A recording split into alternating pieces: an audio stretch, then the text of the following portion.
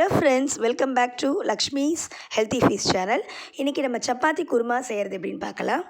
நான் இன்றைக்கி 2 பெரிய வெங்காயம், 3 தக்காளி, இஞ்சி ஒரு துண்டு, ஒரு 10 பல்லு பூண்டு, பச்சை மிளகாய் 2 எடுத்திருக்கேன்.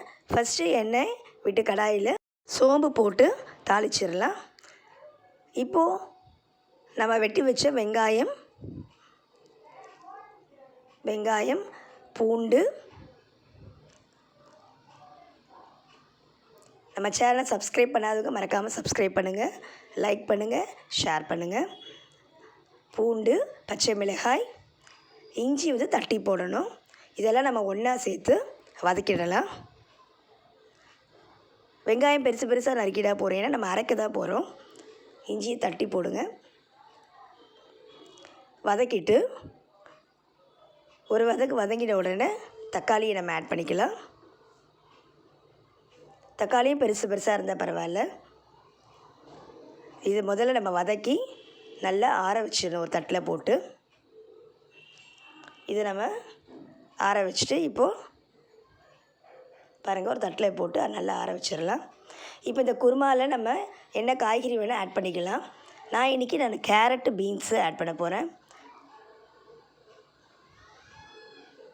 ஸோ இப்போ நான் பீன்ஸு, கேரட்டு பொடிசாக நறுக்கி வச்சுருக்கேன். கூட ஒரு 1.5 டம்ளர் தண்ணி விட்டு தனியான பாத்திரத்தில் வேக வச்சு எடுத்துக்கிறேன். ஒரு 10 மினிட்ஸில் இது வெந்துடும். கொஞ்சம் சால்ட்டு சேர்த்துக்கலாம். தண்ணி ரொம்பவும் சேர்க்கக்கூடாதுங்க, இந்த தண்ணி வீணடிக்கக்கூடாது. ஸோ இப்போ நம்ம இதை ஆற வச்ச இந்த வெங்காயம், இஞ்சி, பூண்டு, தக்காளியை நம்ம மிக்சியில் போட்டு அரைச்சி எடுத்துக்கலாம்.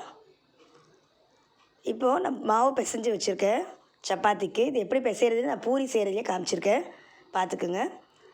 ஸோ இந்த மாவு பெரிய பெரிய உருண்டைகளாக திரட்டி அதில் ஒரு ட்ராப் எண்ணெய் விட்டு தேய்ங்க. இப்போ சப்பாத்தி நல்லா லேயராக வர்றதுக்கு நான் காமிச்சிருக்கேன். பாருங்கள், திருப்பி போட்டு நல்லா ஒரே ஈவனாக தேய்க்கணும். தேய்ச்சிட்டு கொஞ்சம் எண்ணெயை நம்ம தடவிக்கலாம். மேலே தடவிட்டு நல்லா மடித்து போட்டு தேய்ச்சிங்கன்னா சப்பாத்தி லேயராக வரும். மடிச்சுட்டு ஸோ ஃபஸ்ட்டு ஃபோல்டு பண்ணியிருக்கேன். இப்போ லைட்டாக கொஞ்சம் எண்ணெய் தடவிட்டு இப்போ இதையும் இன்னொரு தடவை மடிச்சிடுங்க. ட்ரையாங்கிள் ஷேப்பில் மடிச்சிட்டேன். ஸோ மடிச்சுட்டு இப்போ நீங்கள் தேய்ச்சிடுங்க.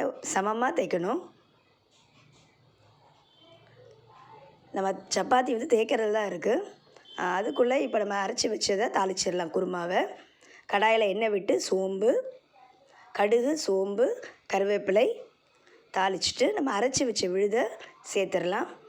இது கூட கொஞ்சம் தண்ணி விட்டுக்கலாம். இது கொதி வரும்போது நம்ம வேக வச்ச காய்கறி சேர்த்துக்கலாம். ஸோ நம்ம இதை அரைச்சி விழுதோட நான் மிளகாய்த்தூள், கொத்தமல்லி தூள், மஞ்சள் பொடி சேர்த்துருக்கேன்.